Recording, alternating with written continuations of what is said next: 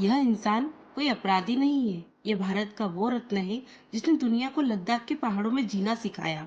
लेकिन आज देश की राजधानी जंतर मंतर पर सड़कों पर अपनी आखिरी सांसें गिन रहा है।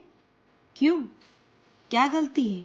सिर्फ इतनी कि इस देश के बच्चों के भविष्य का सौदा करने वालों को कुर्सी पर रहने का कोई अधिकार नहीं है, कोई हक नहीं है। इस कहानी को समझने के लिए हमें दिल्ली की इस कड़कती धूप से लद्दाख की ठंड में जाना पड़ेगा। क्यों? क्योंकि वहीं पर जन्म हुआ इस कहानी के नायक का, सोनम वांगचुक का। उनका जन्म हुआ 1 सितंबर 1966 को।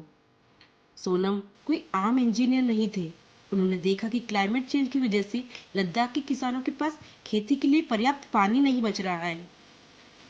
जब दुनिया हाथ पर हाथ धरे बैठी थी, सोनम ने चमत्कार कर दिखाया। उन्होंने सदियों के बर्बाद होते हुए पानी को आइस स्तूप में बदल दिया, यानी कृत्रिम बर्फ के पहाड़ों में बदल दिया। और यही पहाड़ों के बर्फ पिघलने पर धीरे धीरे धीरे किसानों को खेतों में जाने लगा पानी, और उन्हें खेती करने के लिए पानी मिला। दुनिया दंग रह गई इस आविष्कार को देखकर। उन्हें रेमन मैग्सेसे पुरस्कार भी सम्मानित किया गया। बॉलीवुड ने उनकी जिंदगी पर 3 इडियट फिल्म बनाई और फुनसुक वांगडू का किरदार अमर हो गया। लेकिन फिर आया साल 2024 और उसके बाद का वो दौर जिसने पूरे देश की रीढ़ की हड्डी तोड़ दी। नीट परीक्षा घोटाला, लाखों गरीब माँ बाप के पैसे, बच्चों की रातों की नींद और उनकी सालों की मेहनत को चंद रसूखदार ने पेपर लीक करके कबाड़ बना दिया। जब देश की सर्वोच्च अदालत और दफ्तरों में फाइलें इस रूम से उस रूम घूम रही थी, तब लद्दाख के इस शिक्षक का दिल रो पड़ा।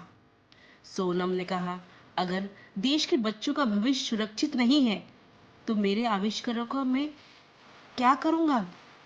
उन्होंने अपनी प्रयोगशाला छोड़ी, लद्दाख के पहाड़ों को अलविदा कहा और निकल पड़े एक ऐसी जंग पर जहां दुश्मन कोई मौसम नहीं बल्कि खुद व्यवस्था थी।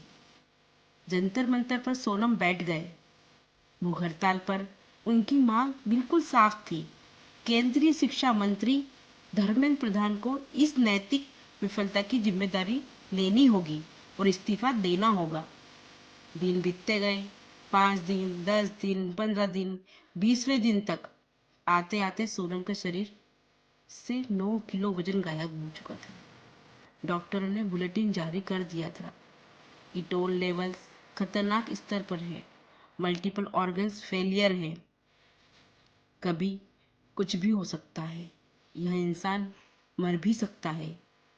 अगर धर्मेंद्र प्रधान जी के इस्तीफे से इस देश की शिक्षा व्यवस्था में सुधार की शुरुआत होती है तो मेरे अंगों का फेल होना बहुत छोटी कीमत है।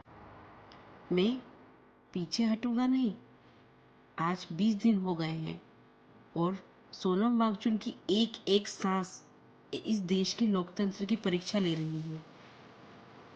आज सोनम वांगचुक को जंतर मंतर से पुलिस ने उठाकर अस्पताल में भर्ती करवा दिया है। और सस्पेंस की बात यह है कि सोनम वांगचुक का नाम एक ऐसा नाम है जो बच्चों के भविष्य को लेकर, उनकी नए तरक्की को लेकर देश की आवाज बनकर आज खड़ा है।